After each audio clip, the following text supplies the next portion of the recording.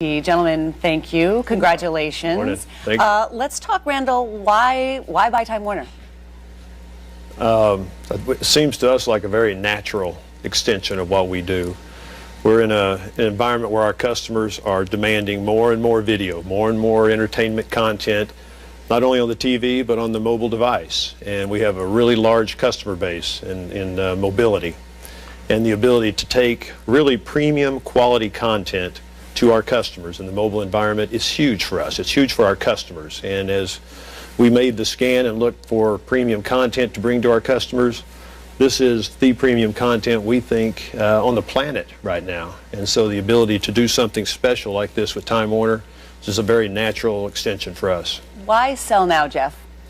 Well, it's not really selling, it's joining. And so this is our biggest customer. It's our biggest partner. DirecTV, AT&T, and then all these mobile customers that we now will have together. And what it allows us to do is just move faster with more innovation, better consumer offerings, more different price points, more effective advertising, and therefore people are going to see that more of the cost of content can be borne by advertising.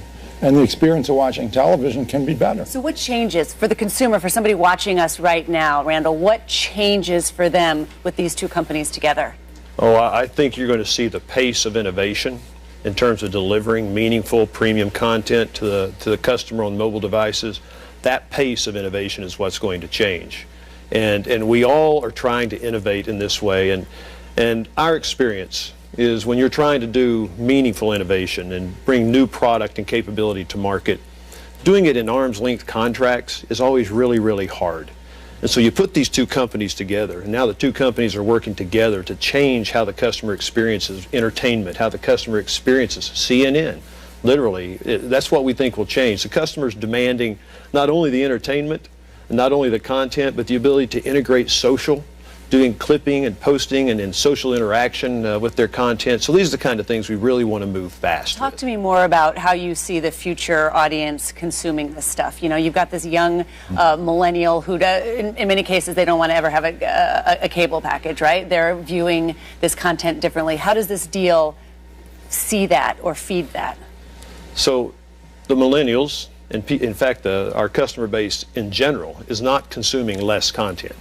Our customers are consuming more premium content today than they've ever consumed, but they're consuming it in different places. They're not consuming it just on the television in their living room.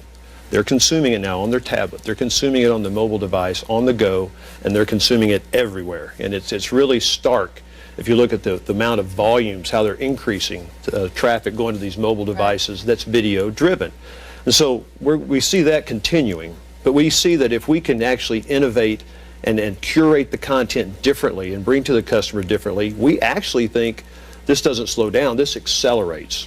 And this is the really important thing here, because we're really excited about, as this accelerates, as this demand for premium content on these mobile devices continues to grow, it gives us more and more incentive to invest more and more in infrastructure and innovate in infrastructure. This idea of 5G technology. What is that? It's the next generation of mobile technology. So think about the fastest internet speed you get from the cable company is a gig, right? You can buy a gig of speed. 5G will allow us to provide a gig of speed to you wirelessly.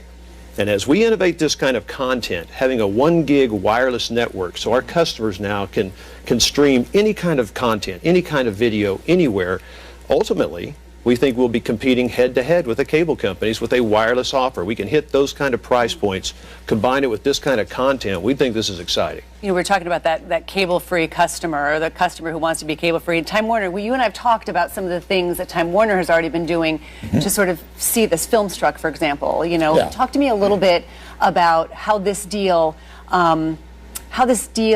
fits into that.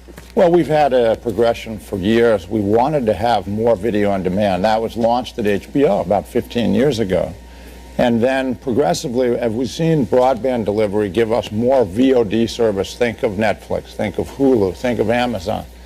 And we added Filmstruck, which is for film buffs. We've got HBO now available, so you can subscribe to that without adding anything else. You can do it a number of ways. And I think what we're going to see is with this kind of a platform. And, you know, we believe this will be essentially a catalyst to more competition, more innovation, and what we'd like to see is all the distributor companies basically doing more choices, more experiments. And we think this will, if consumers like the kind of packages, and more competition leads to more, it leads to lower prices, it leads to happier consumers, and it tells us where to go. So 8 weeks ago, you first met in this building to start kind of talking about this. That's pretty quick for such a big merger. Tell me a little bit about the timing here, because we are in the midst of what is, I think, the most populist presidential election in modern history, where, you know, big is bad. And I'm wondering if that timing plate had any effect on you guys. No, it had no effect on it. I came to see Jeff because our businesses obviously do a lot together, and we buy a lot of Time Warner content. And so we see each other regularly. We get together regularly, and came by to see Jeff. We had lunch. And as we began to talk, me about where I saw the world of distribution going, 5G that we've spoken of here this morning, and where he saw the world of content and premium content moving, and we just really came to an agreement that these things are converging, and they're going to converge very, very quickly. Just think how, I mean, a movie studio and a phone company, I mean, you think about how quickly things have really changed in terms of both of your businesses. I'm wondering about the regulatory scrutiny. I mean, you look at the front pages of the papers today, and, you know, immediate opposition is almost in every single headline or first paragraph. We've heard folks on the campaign trail talking about Hillary Clinton has said that she will, you know, her spokesman said that they will, you know, give it scrutiny if she is president. Donald Trump says that shouldn't be allowed to happen. And there will be hearings in Congress, no question. Are you worried about the regulatory scrutiny at all?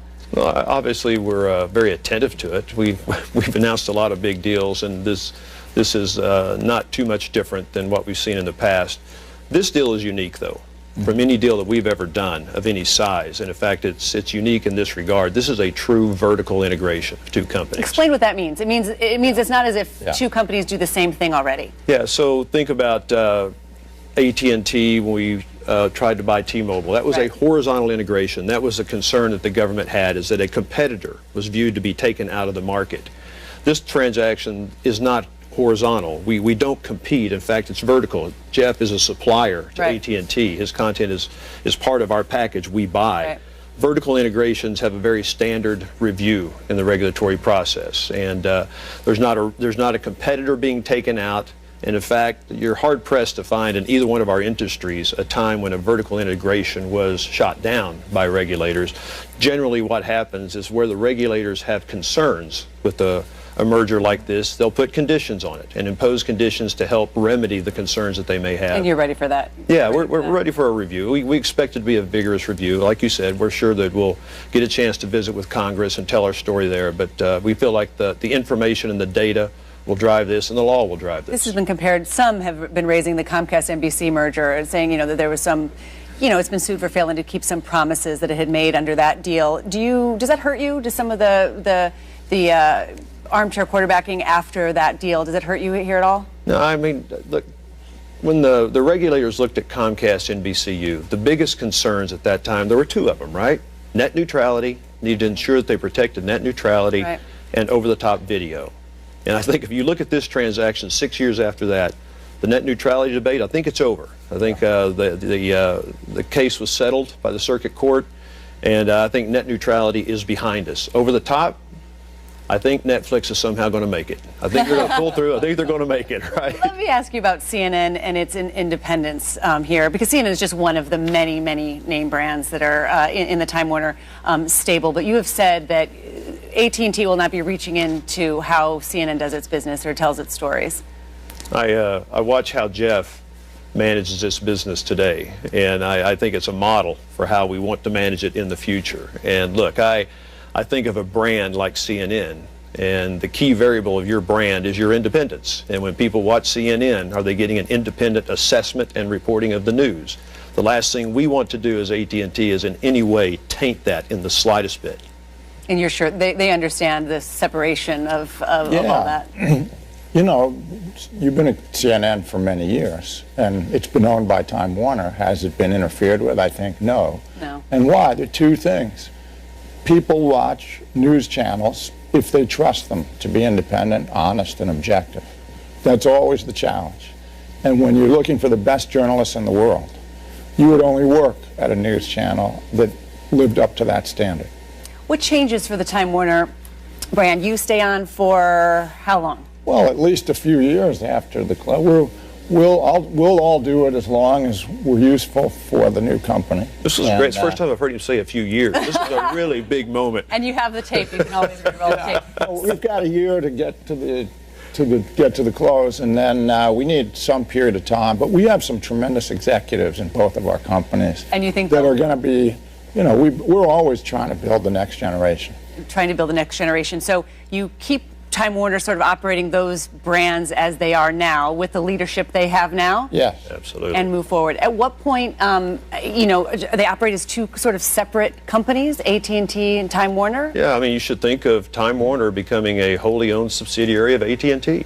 And look, I mean, Jeff has built an amazing company over here with some amazing brands, and I don't envision us stepping in here and like, we're going to fix this. I mean, this is a well-run company. In fact, I said it in the very beginning, I think this is the premium content brand company in the world. So I don't envision us changing a lot with it. What we do want to figure out, and this will be the management art that we have to figure out, and that is, how do we begin to think differently about curating this content and formatting this content in new ways that we can get it to our customers in different ways and different formats, and getting that seamlessly working across the two companies. That will be the management art we have to figure out. So tell me again, I mean, what we're talking about here is what content's going to look like in 5 years and how together you guys can harness it and get it to people. But for consumers, they want to know what's going to change for them. Their bills, their phone bills, their cable bills. What is the biggest thing that they'll notice differently, you think? They're going to have more choices of different channel packages. If they want a big package of a lot of channels on their big screen TVs, and they can watch the show and walk out the house with a tablet and have seamless connection. Or maybe they don't want that. Maybe it's a young couple that wants to use mobile devices to watch. Maybe they don't want the full package of channels. There'll be more choice. I think better prices for consumers. You think better prices for consumers? Yes. More competition usually leads to more price reductions. I'll give you a classic example of this. You'll see this actually next month. And that is, one thing we've been working on since we closed on the DirecTV acquisition is a purely over-the-top content package. Right. We're calling it DirecTV Now. Right. This is a mobile-centric, purely over-the-top a package that's going to our consumers. This is going to be a radically lower price point than what the consumer is expecting or has typically paid. And it's going to be 100+ channels. We're not talking channels that nobody watches. This is 100+ premium channels. All of this content will be on there. ESPN, the Disney content. This is a very, very different experience. Mobile-centric. It's designed for the tablet and the smartphone. Now think about having an anchor tenant like Time Warner, whose content is in here, and HBO and that content, and how you can begin to integrate social into this, and social interaction, and can we clip the content and send it to friends and interact with our friends on this. These are the kind of things that we think are going to iterate much, much faster and change how the customer experiences content. Jeff, let me ask you about your legacy at this company. I mean, you've been, what are your thoughts, I guess? Well, I think it's our company. It's 40 you're years, in right? it too. Yeah.